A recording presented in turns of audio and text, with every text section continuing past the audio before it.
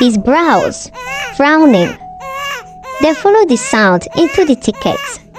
Their lantern casted long shadows on the trees. Suddenly, the crying stopped. The eerie silence was broken. Before they could react, the bush baby emerged, its lantern growing aimlessly, with a speed that defeats its size, and attacked them. Their scream echoed through the forest before fading into silence. The community was devastated on hearing the bad news in the morning. Later that week, they mourned and buried the couple, and fear deepened. Despite the warnings, Ụgoochi's stubbornness persists. She continued her late-night walks, growing increasingly uneasy, but refusing to admit her fear.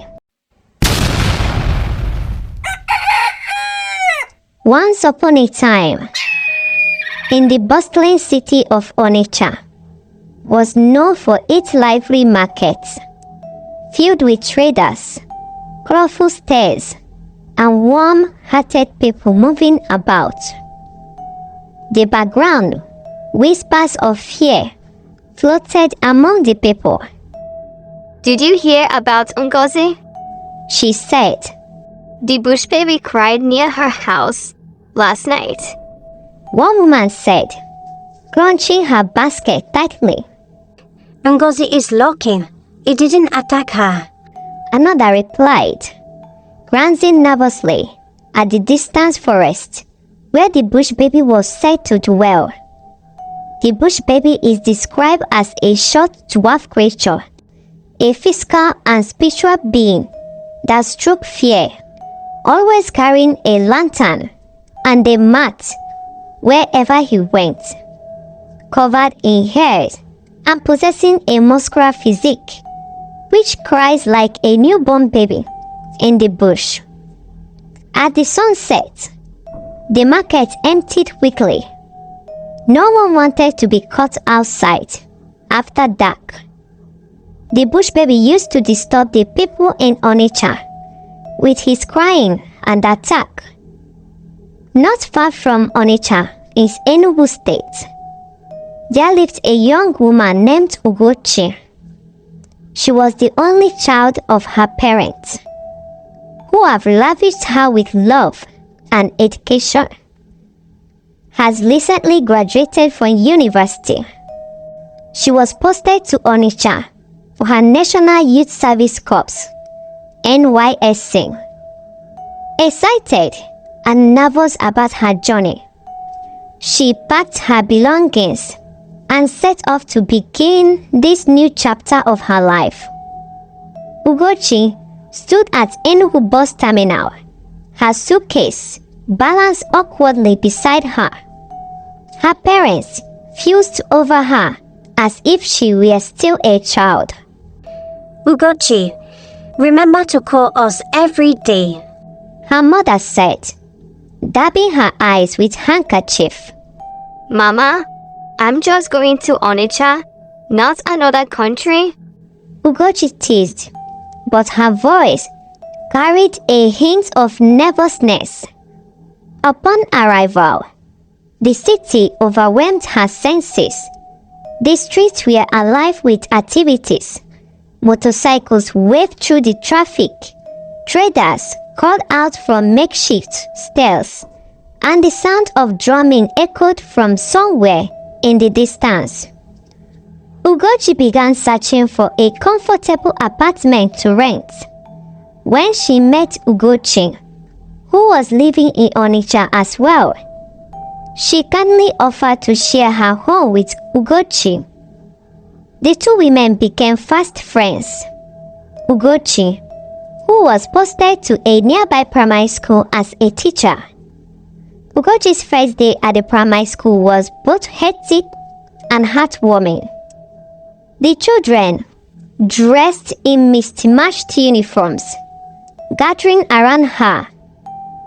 Auntie, will you teach us how to draw?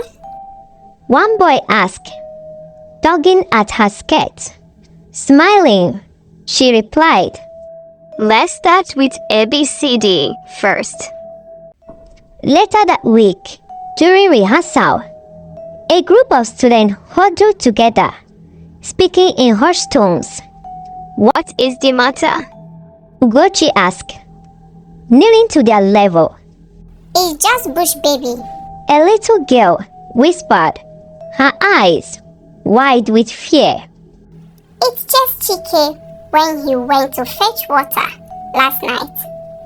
Ụgoochi frowned, but tried to assure them. That's just a story to keep children from staying out late. Focus on your studies, okay? However, Ụgoochi has a habit of returning home late after spending long hours preparing lessons. One evening, Uchechi warned her. Ụgoochi, you must stop staying out late. The bushbaby roams the street at night. It is very dangerous. Ụgoochi chuckled, dismissing the tale as an old superstitious.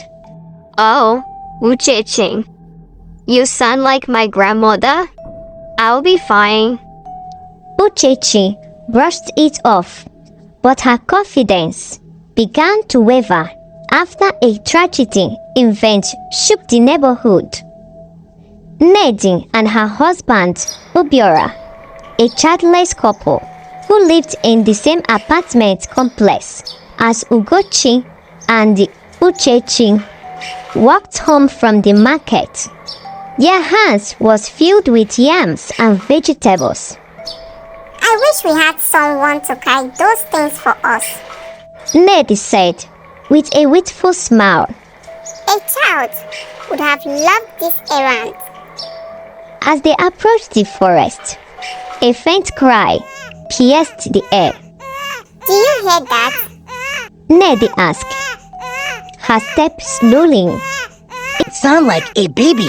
Obiora replied, his brows frowning. They followed the sound into the thicket. Their lantern casting long shadows on the trees. Suddenly, the crying stopped. The eerie silence was broken. Before they could react, the bushbaby emerged, its lantern growing aimlessly, with a speed that defeats its size, and attacked them. Their scream echoed through the forest before fading into silence. The community was devastated on hearing the bad news in the morning. Later that week, they mourned and buried the couple, and fear deepened. Despite the warnings, Ụgoochi's stubbornness persists. She continued her late-night walks, growing increasingly uneasy, but refusing to admit her fear. One fateful evening, Ụgoochi decided to take the longer route home. The air was cool, and the moon lighted her path. She walked softly, enjoying the solitude. When she heard a baby's cry, her heart skipped a beat. She kept her peace, but the cry grew louder. Turning her head, she saw a dim light flocking in the distance. Her blood ran cold as she realized the source, the bushbaby's lantern. Panicked, she broke into splints, her sandals slapping against the dirty road. The cry grew louder as the bushbaby chases her. "Help! Someone help me! Help!" she screamed, her voice breaking. Reaching her apartment, she fumbled with her keys before slamming the door shut. Uchechi found her trembling on the floor. I warned you, Ụgoochi, but you wouldn't listen to me. Uchechi said, wrapping her hands around Ụgoochi's shoulders. You must never stay out late again. For the first time, Ụgoochi truly understood the danger she had ignored. The elders of Onitsha could no longer bear the constant attacks They convened a meeting and decided to summon the most powerful chief priest in the region. This creature has tormented us for a long time. One elder said. We must act now. The priest nodded. The bush baby is not just a physical being. It feeds on blood and flesh. I will prepare the rituals. The priest, a wise and fearful man, promised to get rid of the city tormentor. That night, the priest performed the first of several rituals around a roaming fire in the forest. He chanted incantations, his staff growing faintly. The people watched from a distance, their hearts heavy with hope and fear. The priest chanting ancient incantations to weaken the creature. The bush baby, sensing the danger, tried to fight back. The priest stood tall, and the bush baby appeared, its growing echoing through the forest. It charged at the priest, but he stood firm, raising his staff. A brilliant light erupted, forcing the creature to defeat. The battle was fierce, a crash of spiritual forces. The bush baby cries in pain as the priest's chants grew louder. Finally, the bush baby let out a bone-chilling scream and vanished into the thin air. The people, who had gathered at the edge of the forest, erupted into cheers. They rushed to the priest, lifting him on their shoulders as they celebrate. The following morning, sunlight bathed Onitsha in warmth. Children played freely in the streets, their laughter filling the air.